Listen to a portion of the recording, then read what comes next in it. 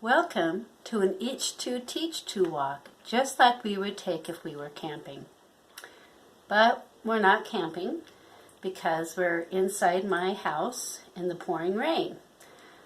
But I still would like to tell you something about the birds you would find if we were outside walking on my property. This lesson began when Jeff and I were thinking one day of the number of birds that we've seen living here with us in Four Lakes, Washington.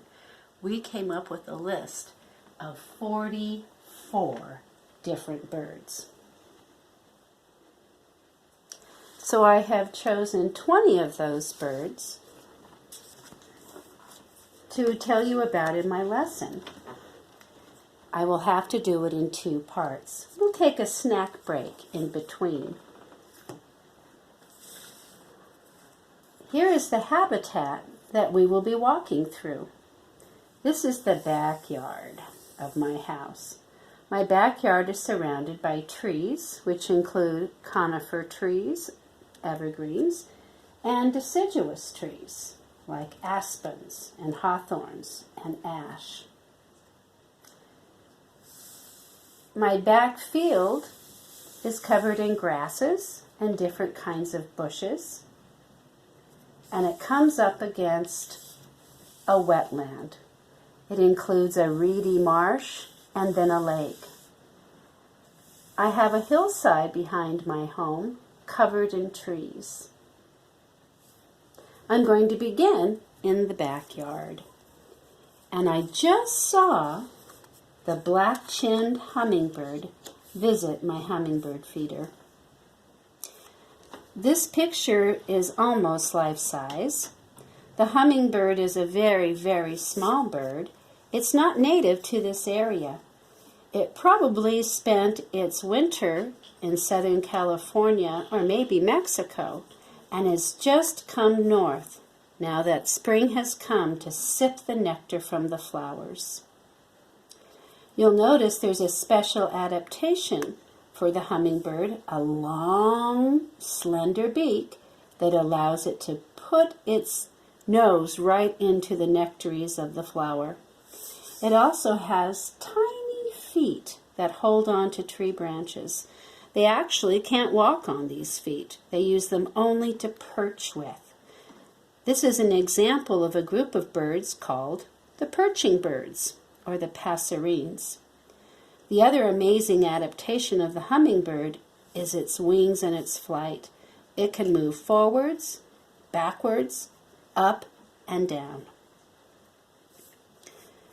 It has some competition from another small hummingbird called the calliope. The calliope is the name given to this bird because of the noise it makes with its wings.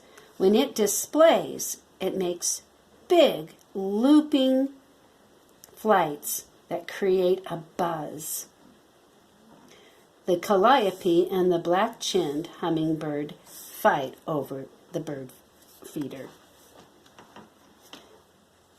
Another perching bird that lives here is the goldfinch, but this is a resident bird. It lives here year-round. This is the color of the goldfinch in the spring and summer. It is bright yellow, the male, and the female is a little more of an olive drab yellow. But then in the fall, the goldfinch will lose one set of feathers and grow in another. Those new set won't be as bright yellow, but again more of an olive drab. It is the only bird that I know of that molts twice a year. Molting is the word referring to the loss of feathers and the regrowth of new ones. The goldfinch is a seed eater. If you look closely at the beak, its adaptation is a thick, short beak good for cracking in nuts and seeds. And again, it has feet that allow it to grasp onto tree limbs. Two more birds that love being in the trees are the downy woodpecker and the red-breasted nuthatch. This is a very small woodpecker, and this is a very small bird as well. They are insect eaters. If you'll notice the adaptation in the bill It's very slender and pointed.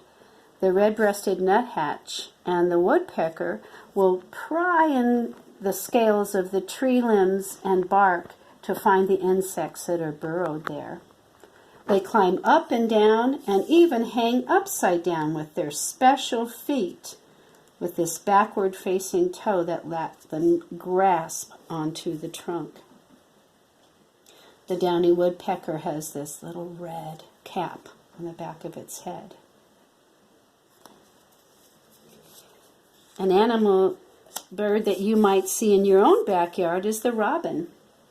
A robin comes often in the spring. It's known for its robin redbreast. It is an everything eater. Its beak is good for capturing worms out of the ground. In fact, we often see it on the ground. Its long feet are spread out, allowing it to feel the vibrations of the worms inside the earth. I've also seen them eat the berries off of an ash tree and seeds off the ground. A bird that visits my backyard is the quail. The quail actually nests in the evergreen trees and other trees around the field. It lives in a group of other quail, moms, dads, aunts, uncles, cousins, babies, all living together. And they skitter from one place on the field to another, seeking shelter as they make the way to our backyard. They choose not to fly unless they are frightened. They are known as ground birds. Another ground bird is the killdeer. The killdeer actually has its eggs in a barren field. It creates a small nest out of pebbles, and its eggs are camouflaged with little specks and spots that make it look like the rocks. You might walk by and not even notice it. But if you did notice it, the killdeer has a trick. The mother killdeer will pretend that her wing is injured, and she will limp along the ground, dragging her wing and crying. And then if you turn to her and start to follow her, she'll lead you away from the nest, and then when you're safely away, she'll fly off. The killdeer egg is in contrast to the robin's egg. The robin egg is a light blue. It's born in a nest in the tree, and the robin mother will take that blue robin's egg and away from the nest to protect the chick once it's born. It's fun to find as you walk along the path. This is a wild turkey. You might not realize that turkeys are wild, but we love them here because they are an insect eater that especially loves ticks.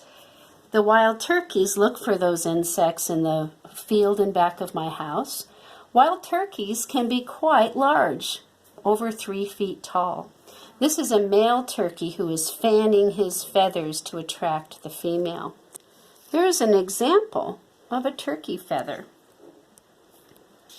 You can see it has a midrib, and then along that midrib, all kinds of little pieces that are all hooked together.